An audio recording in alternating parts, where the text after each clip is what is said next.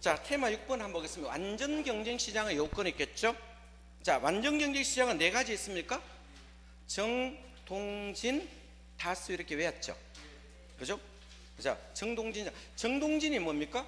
정보 비용이 존재하지 않는다.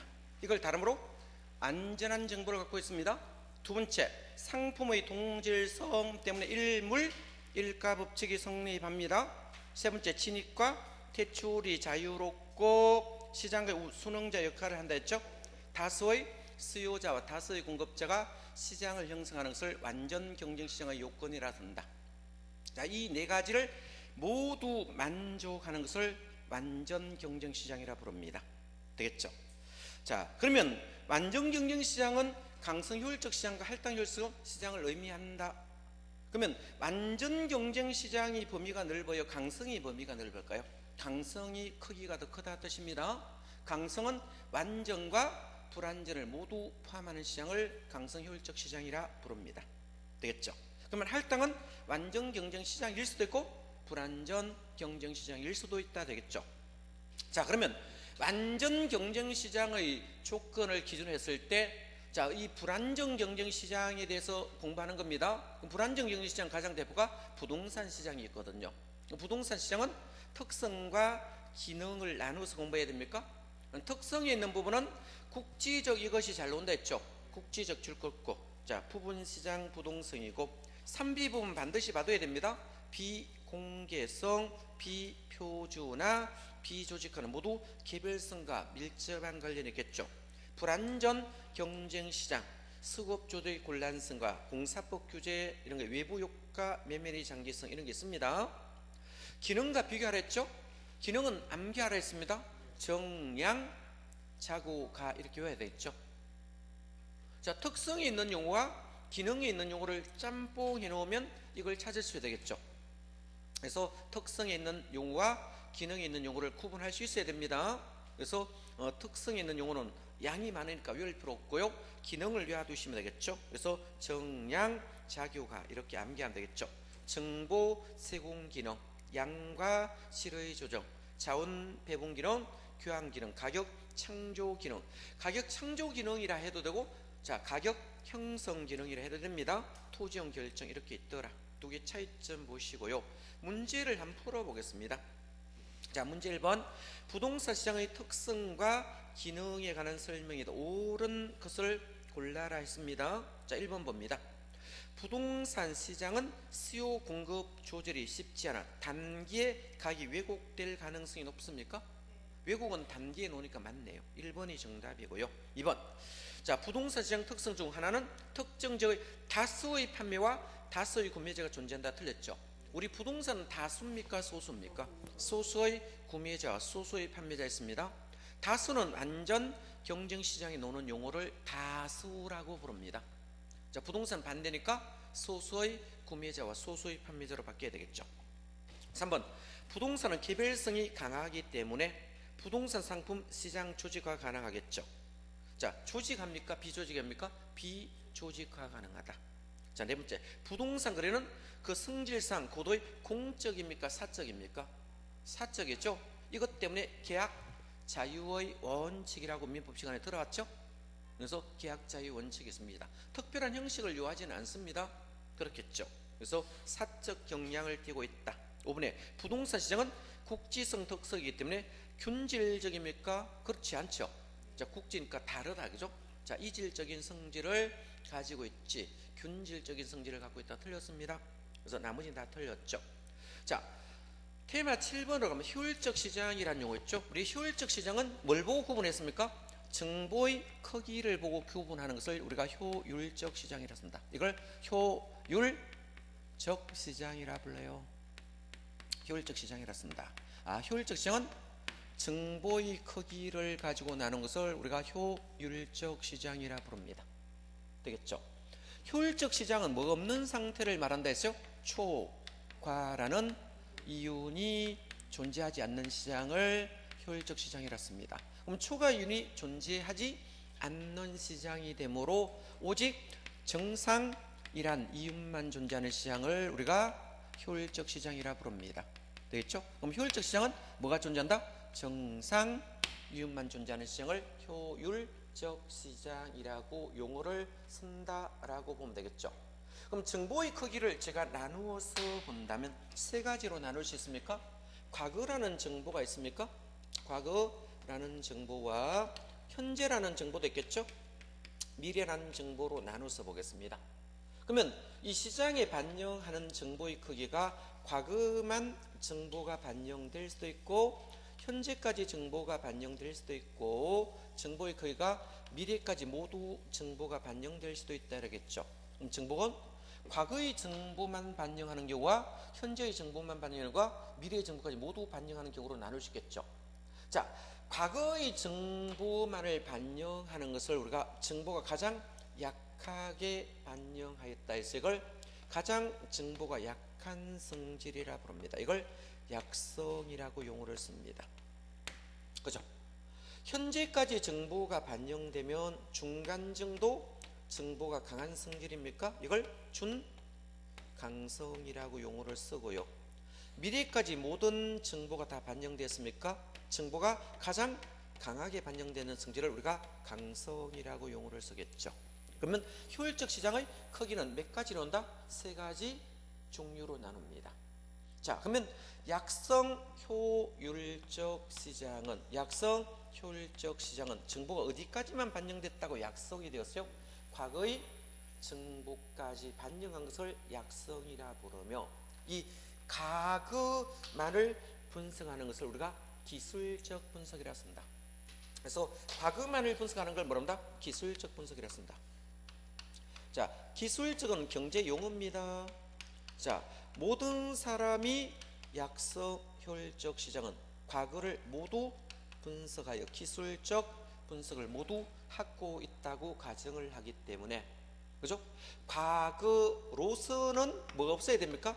초과라는 이윤이 존재하지 않고 오직 정상이란 이윤만 존재하는 시장을 우리가 약성 효율적 시장이라 부릅니다. 그러면 약성 효율적 시장은 모든 사람이 모두 다 과거의 정보를 다 이용하고 있다고 약속이 되어 있기 때문에 과거 기술적 분석으로 이거를 분석하더라도 약성에서는 초과이윤이 안 되고 정상 이윤만 되겠죠. 그러면 이 약성 효율적 시장에서 이 과거보다 앞서 있는 정보를 이용하면 어떻게 될 것이냐. 자, 약성은 모든 사람이 과거의 정보는 다 알고 있다고 전제로 가정하는 겁니다. 그런데 소수의 사람이 현재와 미래의 정보를 공부할 수 있죠. 소수의 사람이 현재의 정보나 미래의 정보를 이용할 수 있습니까? 그래서 미래의 정보를 이용한다면 이거로는 뭐다? 초과 이윤이 존재할 수도 있다라고 말을 할 수 있겠죠. 그러면 중강성 효율적 시장은 어떤 것을 말하는지 보겠습니다. 정보가 어디까지 반영되어 있습니까? 과거와 현재까지 반영되어 있는 것을 준강성 효율적 시장이 되겠죠. 과거와 현재까지 분석하는 걸 우리가 기본이라 씁니까? 이걸 뭐다? 기본적 분석이라 씁니다. 이걸 뭐다? 기본적 분석이라 써요.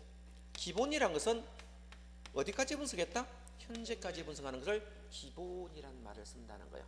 그죠? 그럼 기본적 분석을 아무리 하더라도 초과이 없어야 됩니다. 모든 사람이 현재까지 정보를 다 이용하고 있다고 약속이 되어 있거든요. 모든 사람이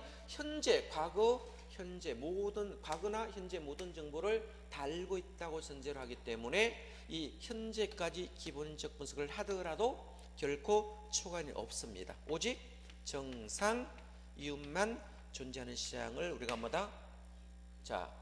중강성이라 씁니다. 그러면 중강성 효율적 시장은 과거, 현재 정보는 공표된 정보는 사람들이 다 알아요. 여기까지는 공표된 정보입니까? 아닙니까? 공표한 정보잖아.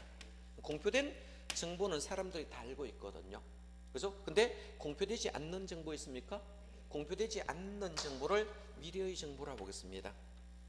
그러면 이 미래의 정보는 아직 공표됐어요? 안 됐어요? 안 됐죠. 그래서 공표되지 아직 안 됐죠. 공표하지 않는 정보도 있네. 이런 정보를 아는 사람도 있겠죠. 이런 사람은 초과 이윤을 획득할 수 있더라, 이런 뜻입니다. 되겠죠? 자, 강성 효율적 시장은 과거의 정보든 현재의 정보든 미래의 정보든 모두 공개가 되어서 안 됐어요. 모든 정보 됐죠? 자, 과거라는 정보이든 현재라는 정보이든 미래라는 정보이든 모두 공개됐죠. 여기까지는 공표된 정보예요, 아니에요? 공표된 정보죠. 그래서 공표한 정보든 아직 공표하지 않는 정보이든 어떠한 경우에도 뭐가 없습니까?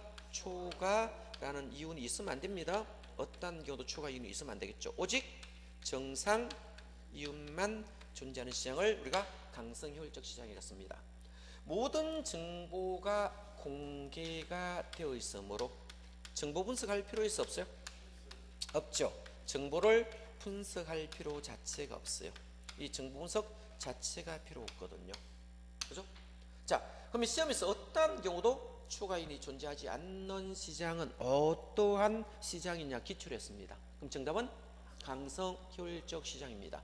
자, 원래 효율적 시장은 어디에 서던 겁니까? 주식 시장에 서던 겁니다. 이 주식이란 시장에 서던 것을 이 파마라는 학자가 부동산 시장에도 쓰자고 들고 왔어요. 어디에서 쓴다? 부동산 시장에도 쓰자고 들고 왔거든요. 그렇겠죠. 부동산 시장에도 쓰자고 이렇게 들고 왔거든요. 그죠? 근데 이 주식 시장과 부동산 시장은 어디까지만 존재하는 걸로 알려 있습니까? 준강성까지만 존재합니다. 현실적으로 준강성까지만 존재하는 걸로 알려져 있습니다. 근데 강성은 실제는 존재하지 않습니다. 그죠? 실제로 부동산과 주식은 존재하지 않아요. 어디서만 존재한다? 이론에서만 존재하는 시장이 된다. 자, 시험에서 강성 효율적 시장이 부동산에 존재한다고 자꾸 나옵니다. 자, 강성은 실제로는 존재하는 시장은 아니고 이론상에만 존재하겠죠. 그죠? 자, 이론상에만 존재합니다. 그러면 강성 효율적 시장은 완전 경쟁 시장의 가정에 부합할까 안 할까요? 부합하겠죠. 그래서 완전 경쟁 시장의 가정에 뭐다? 부합하다라고 이렇게 표현해도 관계없습니다. 되겠죠? 이렇게 정리, 용 크기만 좀 구분하시면 될 것입니다. 되겠죠? 자, 그래서 그 3번에 보니까 부동산 시장, 주식 시장은 어디까지만 존재한다? 준강성 효율적 시장까지만 존재합니다. 강성은 부동산에 존재하지 않는 시장이다 했죠. 자, 이거는 뭘 가지고 만듭니까? 정보의 크기를 가지고 했다. 그래서 1번에 새로운 정보 가가 주어버립니다. 가가 붙은 주어란 뜻이겠죠? 정보가 지체 없이 가치에 반영되는 시장을 효율적 시장이라 씁니다. 자, 아침에 9시 뉴스에 어떤 신도시 계획이 발표되었던 이 시장은 어떠한 시장이냐 이렇게 기초를 하였다면 이건 정답이 효율적 시장이 정답이 된다. 찾을 수 있겠죠? 이렇게 응용해가 나오면 금방 찾을 수 있을 것입니다. 자, 그러면 효율적 시장의 유형은 정보를 어디까지 반영하느냐에 따라 구분했죠. 자, 과거까지 반영하면 약성, 자, 현재까지 반영하면 준강성, 미래까지 모두 반영하는 것을 강성 효율적 시장이라 부릅니다. 되겠죠? 과거만 분석하는 경제 용어를 기술적 분석이라 부르고 현재까지 분석하는 걸 기본적 분석이라 씁니다. 이거는 경제 용어입니다. 그렇겠죠? 그러면 오른편에 보니까 모두 정상 이윤은 다 가능하죠? 효율적 시장은 모두 정상 이윤은 되는데, 자, 초과이윤은 과거의 정보를 이용한 약성은 과거로는 안 되겠죠. 현재 미래는 된다 했습니다. 중강성은 뭐다? 과거 현재까지는 정보가 이미 반영이 됐으니까 초과이윤은 안 되지만 미래를 이용하면 초과이윤이 존재하고, 강성은 과거 현재 미래 모든 정보가 공개가 됐으니까 어떠한 경우도 초과이윤이 있을 수 없다라 되겠죠. 자, 문제 연습해 보겠습니다. 자, 부동산 시장의 효율성에 대한 설명 중 틀린 걸로 했죠. 1번, 효율적 시장은 어떤 정보를 지체 없이 같이 반영하느냐에 따라 구분했습니까? 이거는 구분은 뭐가 한다? 정보를 가지고 구분했습니다. 자, 이걸 효율적 시장이라 부릅니다. 자, 2번 강성 효율적 시장은 공표된 정보는 물론 아직 공표되지 않는 정보까지 시장 가치에 반영되는 시장이므로, 자, 이를 통해서 추가 이윤을 얻을 수 없습니다. 강성은 어떠한 경우도 추가 이윤이 존재하지 않습니다. 3번 강성 효율적 시장은 완전 경쟁 시장의 가정이 가장 부합한 시장이 된다 했죠. 자, 네 번째 약성 효율적 시장에서 현재 가치에 대한 과거의 역사적 자료를 분석하여 정상 이윤을 추가하는 이윤을 획득할 수 있어요, 없죠? 없죠. 약성은 뭐다? 추가 이윤이, 자, 과거로는 안 됩니다. 되겠죠? 그래서 과거의 자료는 추가 이윤 획득할 수 없습니다. 자, 과거는 안 되고 현재와 미래는 가능하다 되겠죠. 3번 틀렸죠? 4번 틀렸죠? 5번에 준강성 효율적 시장은 과거의 추세적 정보뿐만 아니라 현재까지 정보가 공표된 시장가치 반영되므로 공식지로 이용 가능한 정보를 시초로 기본적 분석을 하더라도 추가 이윤은 획득할 수 없다라고 되었습니다. 그래서 나머지는 맞고 4번이 정답이다. 자, 할당 효율적 시장이란 용어 있죠. 이 효율적 시장이 뭐를 붙였습니까? 할당만 갖다 붙였죠. 할당이라는 것은 뭡니까? 할당, 분배를 할당이라습니다. 할당. 분배가 똑같이 되었느냐, 분배가 똑같이 됐느냐, 또는 배분이 똑같이 되었냐를 묻는 겁니다. 되겠죠? 그러면 할당 효율적 시장이라고 용어를 이렇게 붙여보겠습니다. 할당 효율적 시장이라면 분배가 똑같이 돼야 됐죠? 그러면 정보라는 용어가 있겠죠? 이 정보가 있으면 정보는 비용도 있고 정보는 가치도 있습니까? 자, 정보의 내용을 가지고 비교를 한다면 효율적 시장 정보의 크기를 나눈다면 할당은 뭐가 되었다? 똑같이 분배됐다는 뜻입니까? 그러면 정보라는 비용 부분과 정보의 가치 부분이 일치한다면 이때는 할당 효율적 시장이 되겠죠. 자, 정보 비용과 정보 가치가 일치한다, 또는 이건 기회 비용이란 말을 써도 되겠죠. 그래서 기회 비용과 정보 가치가 일치하더라도 이때는 할당 효율적 시장이 되겠죠. 자, 시장을 한번 나누어서 살펴보겠습니다. 할당 효율적 시장과 할당 효율적 시장 아닌 시장으로 구분해서 보겠습니다. 그래서 할당 효율적 시장과 이 할당 효율적 시장 되겠죠. 여기도 시험 잘 놉니다. 그래서 할당 효율적 시장과 할당 효율적 시장 아닌 시장 있죠. 그래서 할당 비효율적 시장이 있습니다. 비효율적 시장 있겠죠. 그래서 비효율적 시장을 이렇게 구분해 보겠습니다. 되겠죠? 그러면 시장을 할당 효율적 시장과 할당 효율적 시장 아닌 시장으로 나눠 본다면 시장의 종류는 몇 개 있습니까? 두 가지 있죠. 완전 경쟁 시장과 불완전 경쟁 시장으로 나누어 보겠습니다. 그래서 시장의 크기는 완전 경쟁 시장이겠죠. 그래서 완전 경쟁이라는 시장이 있습니다. 불안정 경쟁 시장도 있죠. 그래서 불안정 경쟁 시장이 있습니다. 두 개의 시장으로 크게 나눴습니다. 완전히 아니면 모두 불안정 경쟁 시장이 됩니다. 자, 그러면 할당 효율적 시장은 추가 이윤이 있어야 돼요, 없어야 돼요? 추가 이윤이 존재하지 않는 시장을 할당 효율적 시장입니다. 추가 이윤이 없으니까 불로소득 투기꾼들이 나타날까요, 안 나타날까요? 투기가 존재하지 않는 시장을 우리가 할당 효율적 시장이 된다.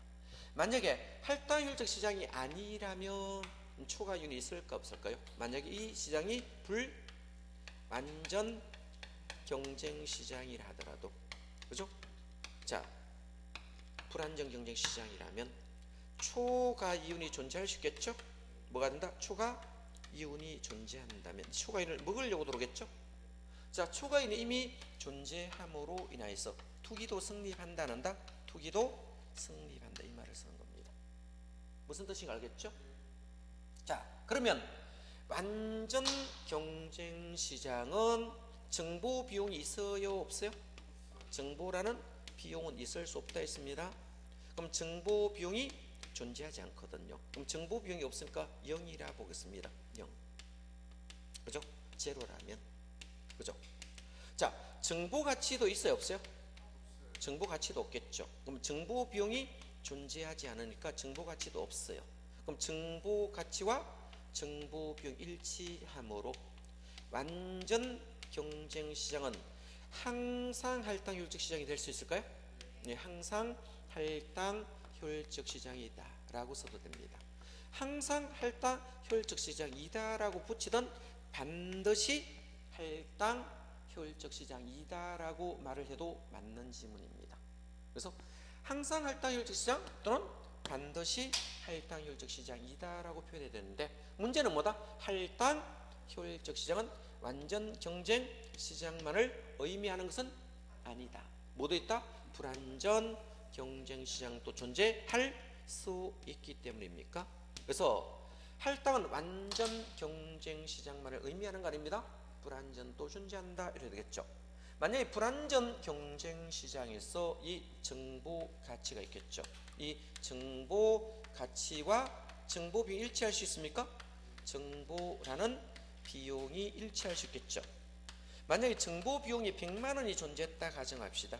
얼마가 존재했다? 100만 원의 정보 비용이 존재한다면 정보 가치도 얼마다? 100만 원이 들어왔다면 정보 가치와 정보 비용이 일치했습니까? 그러면 정보 가치에서 정보 비용을 빼면 초과는 있어요, 없어요? 없죠. 이때는 불완전도 할당 효율적 시장이 됩니다. 자, 만약에 이 불완전 경쟁 시장에서 이 정보라는 가치와 정보 비용을 비교했을 때, 뭐를 비교한다? 정보 비용을 비교를 했을 때, 그죠? 정보 비용이 적을 수도 있습니까? 정보 비용이 50만 원만 이렇게 들어갔습니다. 얼마 든다? 50만 원만 이렇게 들어갔다면, 자, 정보 가치가 100만 원이 존재했습니까? 그러면 이쪽이 과대입니까? 이쪽이 과소되겠죠. 자, 정보 가치가 과대가 됐습니다. 과대와 정보 비용이 과소가 됐습니까? 과대와 과소가 존재해야 하네요. 과대와 과소가 이렇게 존재한다면 이때는 할당 효율적 시장이 아니라라고 말했습니다.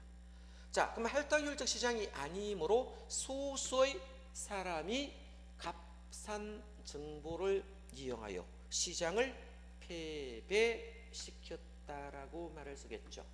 자, 이걸 우리가 할당 효율적 시장이 아니니까 투기꾼들이 돌았다 이런 뜻입니다. 만약에 시장이 완전하다면 어떻게 될까요? 정보 비용은 있다 있어 없다 있어요. 시장이 완전하다면 정보 비용은 존재하지 않는다라 말했습니다. 정보 비용이 존재하는 이유는 뭡니까? 시장이 불완전하기 때문에 정보 비용이 존재한다 했습니다. 시장이 완전하다면 정보 비용은 있을 수가 없다 했죠. 정보 비용이 존재하는 이유는 시장이 불완전하기 때문에 정보 비용이 존재합니다. 시장이 완전하다면 정보 비용은 있을 수 없겠죠. 자, 근데 자, 초과인이 존재하는 것은 할당 효율적이지 못하기 때문에 초과인이 존재합니다. 초과인이 존재하는 것은 할당 효율적이지 못하기 때문인데 시험은 불완전하기 때문에 초과인이 존재한다고 뒤집어 놓습니다. 불완전하기 때문에 초과인이 존재하는 게 아닙니다. 할당 효율적이지 못하기 때문에 초과인이 존재합니다. 투기가 승립합니다.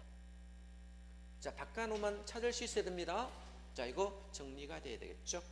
자, 한번 읽어드리겠습니다. 자, 할당 효율적 시장 한번 봅니다. 자원이 효율적으로 할당되어 있는 시장으로서 어느 누구도 기비용보다 싼 값으로 정보를 획득할 수 없는 시장을 말한다. 자, 그래서 정보 가치와 정보 비용이 일치했습니까? 일치함으로 초과인이 존재하지 않는 시장을 할당 효율적 시장이라 부른다. 자, 완전 경쟁성은 반드시 할당 효율적 시장이다라고 말해도 맞습니다. 항상 할당 효율적 시장이다라고 말해도 맞다는 거예요. 그런데 불완전 경쟁 시장은 할당 효율적일 수도 있고 아닐 수도 있겠죠. 그럼 불완전은 뭐다? 정보 가치와 정보 비용이 일치한다면 불완전도 할당 효율적 시장이 된다. 만약에 정보 가치가 정보 비용보다 크다면 할당 효율적 시장이 될 수 없습니다. 자, 이런 개념이 되겠죠. 자, 6페이지 보겠습니다. 자, 6페이지 정리를 해놨으니까 정리합니다. 자, 완전은 정보 비용이 없습니다. 초과이윤도 없겠죠. 정상이만 존재하지만 불완전은 정보 비용이 존재합니다. 그래서 할당 효율적 시장이면 투기 없습니다. 초과이윤도 없습니다. 뭐가 같다? 정보 가치와 정보 비용이 일치하기 때문이다. 자, 할당 효율적 시장이 아니면 투기도 존재한다 했습니까? 초과이윤도 존재하겠죠. 그 이유가 정보 가치가 정보 비용보다 크기 때문이다 되겠죠. 자, 그러므로 5번에 부동산 투기가 성립하는 것은 시장이 불안전하거나 동점적 때문이 아니라 했습니까? 아니라 할당 효율적이지 못하기 때문이다 라고 씁니다. 자, 문제 연습하기 2번 문제를 가지고 연습하겠습니다. 자, 부동산 시장에 관한 설명으로 틀린 것을 골라라 했습니까? 1번 부동산 시장에서 어떤 특정한 지역에 국한되는 시장의 지역성 혹은 지역시장성이 존재한다. 그렇겠죠? 2번 부동산 시장에서는 정보의 비대칭으로 인해서 부동산 가격 왜곡 현상이 나타나기도 합니다. 어떤 경우에 왜곡되었습니까? 단기적으로 왜곡 현상이 발생하고 장기는 균형치로 가기 때문이다.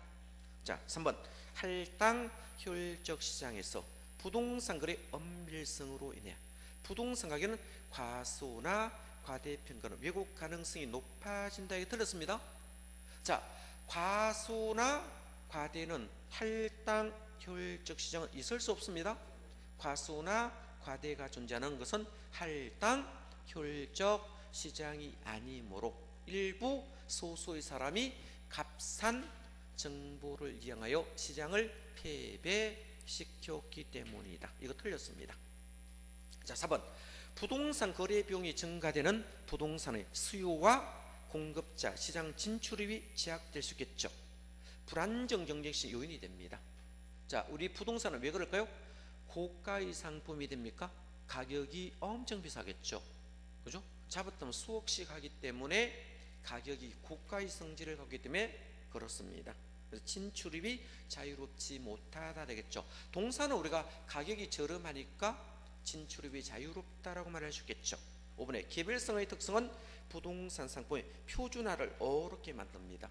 표준화 자체가 안 되니까 비표준화가 되겠죠. 되고 부동산 시장의 복잡하고 다양하게 나타나겠다라고 표현합니다. 자, 6번 봅니다. 부동산 가치 정보 비용이 있습니까? 공식 봅니다. 정보 가치는 자, 확실성의 평가와 불확실 형제 가치를 빼앗는다 했죠. 자, 이렇게 되면 정보 가치 계산이 나오고 이 계산 문제가 시험에 잘 등장을 합니다. 잘 등장을 합니다. 자, 하니까 가지고 정보 가치보다 값싼 상값으로 우수한 정보를 입수한 경우 시장을 패배함으로 할당 효율적 시장이 아니다 되겠죠. 자, 문제를 통해서 보겠습니다. 자, 그 문제에서 다음과 같이 주어진 쪽에서 정보의 현재 가치가 얼마 있냐를 물었습니다. 여기는 정보 가치를 계산하는 문제가 나오겠죠. 이걸 공식을 넣어서 계산하면 시간이 많이 걸려요. 그래서 앞으로 시험장에 가서 정보 가치를 계산하는 문제를 풀으라면 바로 그냥 찍으시면 됩니다. 그래서 정보 가치는 어떻게 약식으로 보면 일단 빼시기 바랍니다. 정보 가치 계산하는 문제가 나오면 되겠죠? 도를 확률과 안 도를 확률이 있을 때 일단 들고 뺐어요. 되겠죠? 그럼 예문 한번 보겠습니다. 기업 도시가 개발될 가능성이 있는 즉 인근에 일단의 토지가 있습니다. 1년에 자, 토지 가격은 기업 도시 개발될 경우 얼마 된다? 6천만 원 되고 안 될 확률이 뭐다? 2천만 원입니까? 4천만 원입니까? 4천만 원이 되겠습니까? 4천만 원 되겠죠. 그러면 일단 뭐합니까? 들고 빼보겠습니다. 제가 한번 들고 보겠습니다. 도를 확률이 얼마입니까? 6천만 원. 안 도를 확률이 4천만 원이죠. 뺐습니까? 일단 들고 뺐어요. 얼마 나왔습니까? 2천만 원 나왔어요? 안 나왔어요? 이 2천만 원을 현재로 바꿀까요? 말까요? 바꿔야 되겠죠. 그럼 할인율이 주어졌습니까? 요거 수익률이 줄어들겠죠. 그죠? 요거 수익률이 줄어듭니다. 한번 보겠습니다. 여기 볼래요. 찾습니까? 그러면 1 마이너스 요거 수익률이 얼마? 예? 예? 자, 요 확률이 얼마 졌습니까? 20% 졌습니까? 0.2가 돼요. 되겠죠. 확률이 주어졌어요, 안 주어졌어요? 예? 주어졌죠. 주어졌거든요. 40% 주는데 40%를 대입하는 게고 뒤집어서 대입해야 됩니다. 그러면 60%가 됩니다. 예? 0.6을 하시면 돼요. 예? 뒤집어서 하시면 돼요. 그래서 뒤집으면 어떻겠습니까? 4,6이 예? 24. 얼마나 하죠? 2,6이 12. 1200 나왔습니까? 1200을 1.2로 한번 나눠볼래요? 예? 1200을 1.2로 나눠볼래요. 그럼 얼마다? 1,000만 원이 나왔습니까? 정답이 1,000만 원입니다. 이렇게 간단하게 계산하는 방법이에요. 약식 계산입니다. 빨리 계산하는 방법입니다. 이걸 정식으로 계산하면 시간이 엄청 많이 걸려요. 이제 정식으로 한번 계산해 볼게요. 똑같이 나옵니다.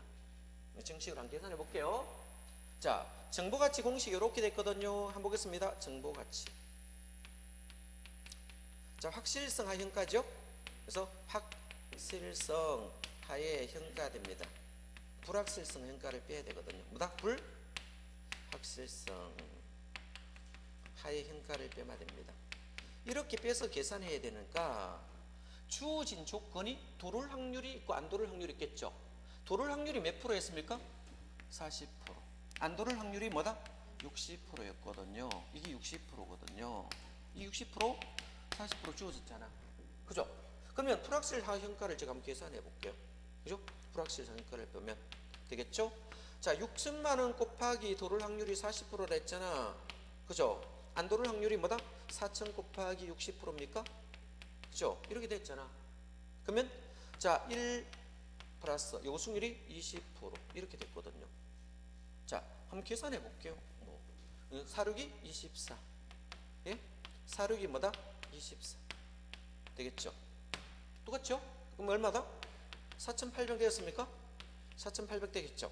이거 1.2로 하면 얼마 나올까요? 예? 4천만 원 나왔어요? 예, 4천만 원 나왔어요. 얼마 나왔다? 4천만 원 오거든요. 자, 확실히 도는 거 한번 계산해 보겠습니다. 확실히 도는 거. 되겠죠? 확실히 도는 얼마다? 6천에 100%입니까? 예? 100% 맞잖아. 그래서 1 플러스 현재로 바꿔줘야 됩니까? 이거 5천 나왔습니까? 예? 5천에서 4천 빼면 얼마다? 1,000만 원이고 똑같이 나오거든. 이렇게 하면 시간이 걸리니까 바로 빼라고요. 되겠죠? 일단 들고 빼세요. 빼고요. 확률이 있죠? 안 도를 확률을 곱으시라고. 무슨 동률? 안 도를 확률을 곱해가 현재로 바꿔주면 바로 답이 뜹니다. 이게 빠르거든요. 시간이 빠르거든. 그죠? 답은 이렇게 계산하나 이렇게 계산을 같이 나오거든. 시험장에 가면 1차는 시간이 부족해지거든요. 시간을 당겨야 돼요. 당기니까 위의 공식을 연습하는 거예요. 해설은 밑에 공식으로 다 돼 있을 거예요. 문제들은. 그러면 혼자 하는 사람들은 밑에 공식을 하도록 놔두고, 그죠? 우리는 뭡니까? 약식으로 그냥 계산을 해가 바로 찍는 게 빠르다는 거예요. 문제가 나올 때 50% 하면 쉽죠. 50% 하면 만약에 50% 가다면 어떻게 해요? 여기 50 곱하면 되겠죠. 뭐 고민할 필요 없네. 도를 확률이 50%, 안 도를 확률이 50%고 대부분 시험 나왔는데 이 문제는 좀 특이한 케이스들이거든요. 이런 케이스들이 나올 때도 도를 확률을 곱하는 게 아니고 안 도를 확률을 곱해서 찍으시면 바로 답이 떨어지니까 이렇게 계산하나 저렇게 계산하나 정답은 똑같습니다. 그래서 정답은 1,000만 원이니까 2번이 정답이 되었습니다. 풀 수 있겠습니다. 자, 한번 풀어보시고, 자, 테마 8번으로 가보겠습니다. 경기 변동이라고 했습니까? 경기 변동 되겠죠? 자, 경기 변동은 크게 한번 나눠 보겠습니다. 경기 변동. 자, 경기 변동이 있거든. 자, 순환적 변동 있고 비순환적 변동도 있어요. 경기 변동보다 순환적 변동도 있고 비순환적 변동이 있죠. 한번 보겠습니다. 경기 변동이 있겠죠. 자, 순환적 변동과 비순환적 변동 한번 나눠 보겠습니다. 순환적 변동. 그래서 순환적 변동이 있습니다. 순환적 변동도 있고 비순환적 변동도 있습니다. 그래서 비순환적 변동의 종류가 세 가지 있어요. 그죠? 세 가지 종류 있는데, 자 보겠습니다. 계절적 변동이 있습니다. 어떻게다? 계절적 변동도 있고요. 계절적 변동 있고 장기적 변동도 있죠. 뭐다? 장기적 변동도 있고 세 번째 뭐다? 무작위 변동이 있겠죠. 이 세 가지를 비순환적 변동이라 씁니다. 그래서 변동은 순환적 변동, 계절적 변동, 장기적 변동, 무작위 변동이겠죠. 계절적 변동과 자 무작위, 요거는 규칙적이면 불규칙이 되겠죠. 반대니까 뭐다? 불규칙적 이렇게 바꿔내야 됩니다. 요거는 다르게 뭐다? 추세적 변동으로 많이 바꿔내죠. 장기를 다름으로 추세적 변동으로 용어를 바꿔내도 똑같은 말이 된다 이 뜻이겠죠. 그죠? 자, 순환적 변동을 살펴보면 전순환하는 것도 있어요. 뭐 된다? 전순환하는 것도 있죠. 전순환하는 거 되겠죠? 그럼 전순환하는 것도 있고 후순환하는 것도 있고 동시순환하는 것도 있고 역순환하는 것도 있습니다. 순환은 어떻게 됩니까? 자, 상향에서 어떻게 변합니까? 상향에서 어떻게요? 예? 후퇴로 바뀌어요? 후퇴로 바뀌겠죠. 후퇴로 바뀌고 후퇴에서 또 어떻게 바뀌어요? 예? 자, 하향으로 바뀌겠죠? 하향으로 바뀌겠죠. 하향으로 바뀌고 하향에서 뭐다? 회복으로 이렇게 바뀌어. 이렇게 도는 것을 우리가 순환적 변동이라 써요. 자, 회복에서 다시 상향으로 가면 돼요. 이렇게 상향, 후퇴, 하향, 회복. 다시 상향, 후퇴, 하향, 회복 되겠죠. 자, 그러면 이 경기 변동을 살펴봤을 경우에, 그죠? 자, 전순하는 것도 있습니까? 그죠? 전순환하는 거 있죠? 전순환 보겠습니다. 우리 주식 경기는 전순환 할까요? 예? 주식 경기는 전순환 하겠죠? 자, 주식 경기는 일반 경기보다 먼저 순환하는 게 일반적이다. 그죠? 전순환이고 부동산은 대부분 후순환합니까? 부동산은 대부분 후순환합니다. 그죠? 일반 경기보다 부동산 경기가 후순환한다 이 뜻입니다. 그래서 부동산 경기는 후순환하는 게 일반적입니다. 역순환할 수도 있습니까? 역순환하는 것도 있고 동시순환하는 것도 있습니다. 역순환과 동시순환도 있습니다. 이렇게 나눠볼 수 있겠죠.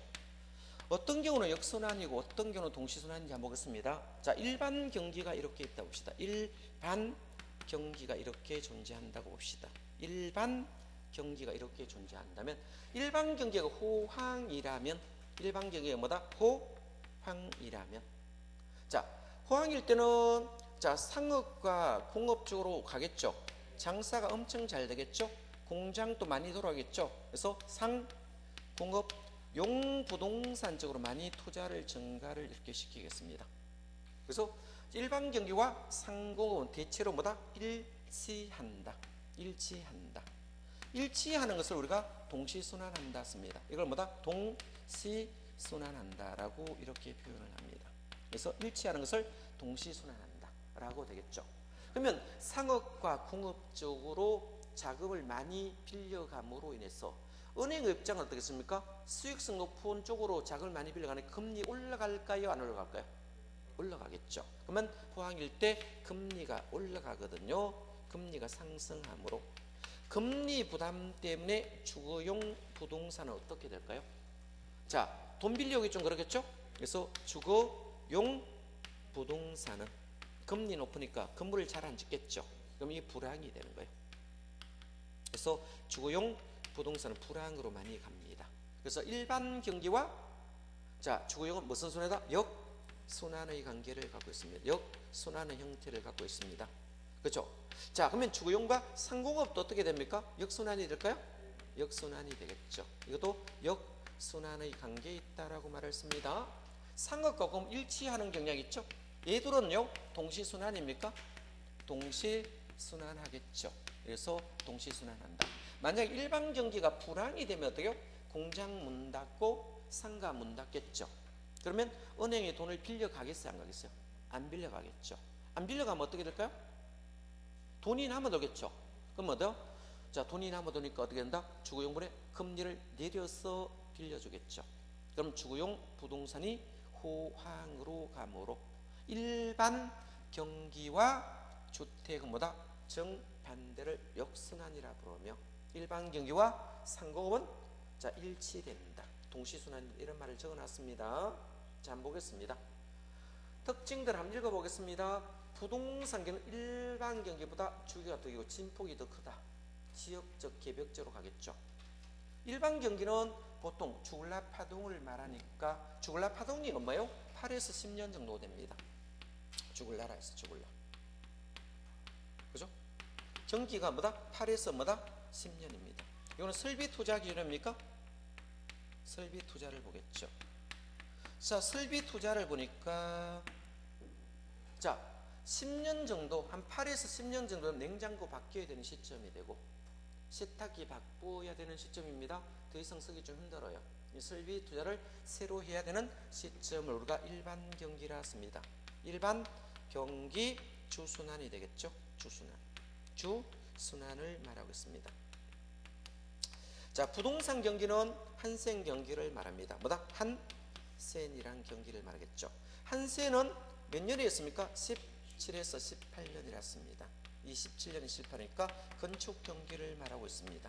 어떤 경기? 건축 경기를 말하고 있죠. 자, 그러면 일반 경기와 이 부동산 경기인 한센 경기를 비교한다면 당연히 주기는 누가 더 길다? 부동산 경기가 일반 경기보다 훨씬 더 길죠.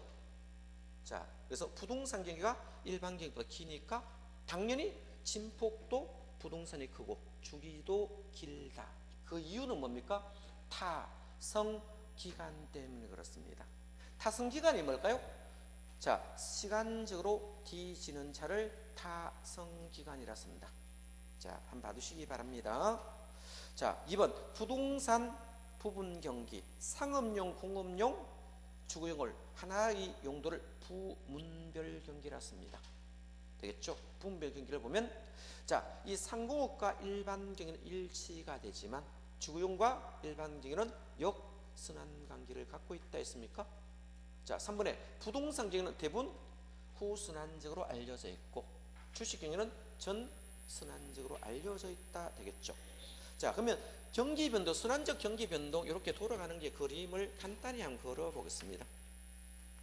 경기 추세선이 이렇게 존재하고 있다라고 생각해 봅시다. 이 경기 추세선이 존재한다면 이렇게 한번 보겠습니다. 쭉 그림을 이렇게 한번 그려 보겠습니다. 한 바퀴 도는 걸 뭐다 주기라 썼습니까? 가장 높은 점을 우리가 뭔다 정점 이렇게 불러요. 정점. 가장 높은 점을 정점 이렇게 부르고 가장 낮은 점을 저점 이렇게 불러요. 저점. 그죠? 자, 그러면 정점은 높고 저점은 깊습니다. 되겠죠? 그래서 정점은 부동산 아주 높고 저점은 깊습니다. 자, 어디에서 출발하든지 관계는 없는데 출발점에서 출발점으로 한 바퀴 돌아가는 것을 주기라고 보통 부르고요. 가장 낮은 점에서 가장 높은 점까지를 우리가 진폭이라고 부릅니다. 이걸 뭐다? 진폭이라고 용어를 쓰겠죠. 자, 그러면 주기도 있고 뭐다? 진폭도 존재합니다. 주기도 있고 진폭도 이렇게 존재하겠죠. 자, 그러면 경기 추세선 아래를 무슨 시장이다? 하향 시장이라 불러요. 그죠? 자, 저점 통과하면요 회복 시장이라 부릅니다. 회복 시장이었죠. 올라가면 뭐다? 상향 시장이 되고 정점을 통과하면 후퇴 시장이 되겠죠. 다시 내려오면 하향 시장이 됩니다. 저점을 통과하면 회복 시장 이렇게 용어가 바뀌는 겁니다. 자, 그러면 이 하향 시장은 불황을 지금 말합니다. 뭐를 말한다? 불황을 지금 말하고 하향 시장인 불황과 상향 시장인 호황을 비교하면 두 개는 반대되는 시장 맞습니까? 자, 상향 시장과 정반대 개념은 뭐다? 하향 시장이 반대되는 시장. 이런 것도 시험 나왔어요. 자, 그러면 상향의 반대는 뭐다? 하향이 되겠죠. 그럼 중간에 있는 것이 있어요, 없어요? 있겠죠. 이 중간에 있는 게 회복과 후퇴 시장이 있습니다. 그럼 중간 지점이 있으니까 기준점이 있을까 없을까요? 기준점이 이렇게 존재해요. 자, 그럼 기준이란 것은 어디만 존재합니까? 기준 가격은 후퇴와 회복에만 기준 가격이 나옵니다. 다른 데 기준 가격이 놓으면 틀린다 이런 뜻입니다. 그래서 기준 가격은 회복과 후퇴만 있습니다.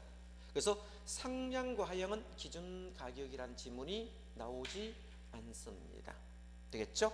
자, 이 불황이겠죠? 불황일 때는 우리가 물건을 살 때 물건이 없어서 못 삽니까? 살 사람이 없어서 못 팔아요. 살 사람이 없어서 못 팔겠죠. 물건은 굉장히 많이 내려와 있죠. 그런데 살 사람이 없죠. 이때는 누구를 중개사가 중요할까요? 매수자를 중시합니다. 자, 요즘은 살 사람은 있으면 어떻게 합니까? 물건 금방 팔겠죠. 요즘 원룸 같은 거 많이 내려와 있더라. 그죠? 요 동네도 원룸 나왔던데. 그죠? 매매 가격보다 뭐 8억 5천인데 6억 7천까지 던진다고 문자 날라왔던데. 그죠? 그죠? 자, 안 팔리면 뭐다? 불황일 때는 뭐다? 매수자 중시합니다. 그죠? 그러면 기준점 넘어가면 호황적으로 가고 있는 중입니까? 그럼 누구다? 물건이 없어서 못 팔아요. 이때는 매도자 중시됩니다. 그죠? 살 사람이 중시됩니다. 그죠? 자, 이거 참 파는 사람이 중시되겠죠? 물건 없어서 못 팔잖아. 살 사람 줄 수 있거든요. 매도자 중시겠죠. 언제까지? 여기까지. 그죠? 여기는 뭐다? 매도자 중시됩니다. 자, 부동산 바람 불면 서로 살라고 줄 수 있거든요. 그렇죠? 이 부동산은 심리라 씁니다. 뭐라 쓴다? 심리. 심리를 우리가 경제라고 씁니다. 경제. 그죠? 누가 안 사면 전부 다 안 산대요. 누가 사면 또 쭉 따라 사요. 심리적 영향이 많습니다. 그래서 정책에 영향을 많이 받을 수밖에 뿐이겠죠. 그죠?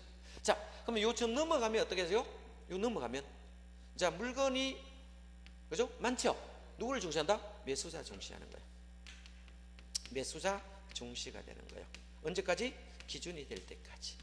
이 말이 이제 반복되는 거예요. 그러면 회복과 상향을 매도자 시장이라 부르고 후퇴와 하향을 매수자 시장이라고 사람들이 말을 해요. 그래서 부동산 시장은 매도자 시장과 매수자 시장으로 구분할 수 있다라고 표현을 할 수 있을 겁니다. 되겠죠? 자, 그러면 우리는 시험에서 좀 쉽게 올려 나올 예정입니다. 작년이 좀 어려웠기 때문에 원래 좀 쉽게 놓을 겁니다. 경기도 안 좋고 해가. 그래서 원래가 시험 따르기 기회일 수도 있습니다. 기회입니다. 그렇겠죠? 조금만 하시면 되겠죠? 자, 그러면 밑에서 올라가니까 과거는 하한선일까요? 상한선일까요? 과거가 상한선이요? 하한선이요? 하한선입니다. 과거는 뭐다? 하한선. 여기는 과거는 하한선이라 썼죠? 올라가고 있잖아. 가격이 계속 쭉쭉 올라가고 있죠. 선 따로 올라가고 있습니까? 하한선. 여기도 과거는 하한선입니까? 상한선입니까? 예? 하한선이죠. 그러면 여기서 상향적으로 가면 과거는 무슨 선? 하한선. 상하라고 암기하시는 게 빨라요. 그죠? 내려올 때는 과거는 상한선입니까? 하한선입니까? 상한선입니다. 상한선 됐습니다. 여기도 내려오는 방향이니까 뭐다? 상한선. 이거를 굉장히 많이 기출했습니다. 그냥 단순한 암기하시는 이걸 구분을 잘 못하거든요. 그죠? 내려올 때는 뭐다? 상한선입니다. 밑으로 하향으로 갈 때는 상한선, 올라갈 때는 뭐다? 과거는 하한선이 돼야 됩니다. 이거를 많이 바꿔서 시험 놉니다. 근데 우리 부동산은 이거 말고도 추가로 뭐다? 안정시장이라고 추가 있습니까? 없습니까? 안정시장이라는 게 추가로 하나 더 존재한다. 이런 거 있습니다. 안정시장은 4개의 국면에 다 있으니까 부동산 경기와 전혀 무관하다고 말하기 곤란하겠죠. 그죠?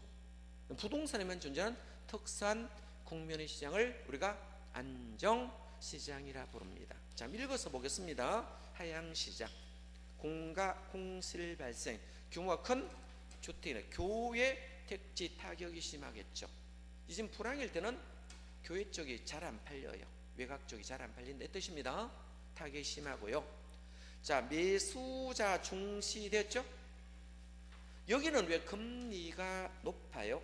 일반 경기가 호황이니까 주거는 불황이거든요. 주거가 불황이라는 것은 뭐다? 일반 경기 호황이 됐죠. 왜 그럴까요? 주거용과 일반 경기는 무엇이다? 역선환이거든. 그죠? 그러니까 역순환이 되니까 하향과 하향 되겠죠. 후퇴는 뭐다? 일반계 호황이기 때문에 그렇다. 그래서 이거는 금리가 높다란 말을 썼고, 자, 전부 다 돈이 어디 갔습니까? 상공업으로 가니까 주택분에 돈이 안 들어오겠죠. 여유 자금이 부족하다 이렇게 쓰는 겁니다. 자, 3번에 과거는 어떻겠어요? 자, 상한선이죠. 내려오고 있잖아. 이 상한선, 이게 시험에 많이 나왔고요. 회복시장 가봅니다. 투자 투기 일어나고 개별 지역이 회복된다 써놨죠. 회복 되겠죠. 매수자 중시에서 매도자 중시로 바뀌고 있습니까? 그렇죠. 바뀌고 있고, 과거는 당연히 한선 기준 가격이 있습니다. 있고요. 자, 상량시장 봅니다. 매도자 중시 활발이란 말이 줄 것입니다. 활발은 어디만 논다? 상량에만 노는 용어입니다. 되겠죠. 금리 낮겠죠. 왜 여기는 금리가 낮을까요? 일반 경기가 불황이고 주거는 뭐다? 호황입니다. 여기서 경기순환은 뭐를 말하고 있다? 주거용 부동산 경기순환을 설명하고 있기 때문에 그렇습니다. 자, 이 경기순환적 변동은 뭐에 대한 설명이다? 주택경기순환 변동을 설명하는 겁니다. 상공업을 설명하는 거 아니다고요. 되겠죠? 그래서 봐주시면 되겠네. 여기자금 이쪽으로 들어오겠죠?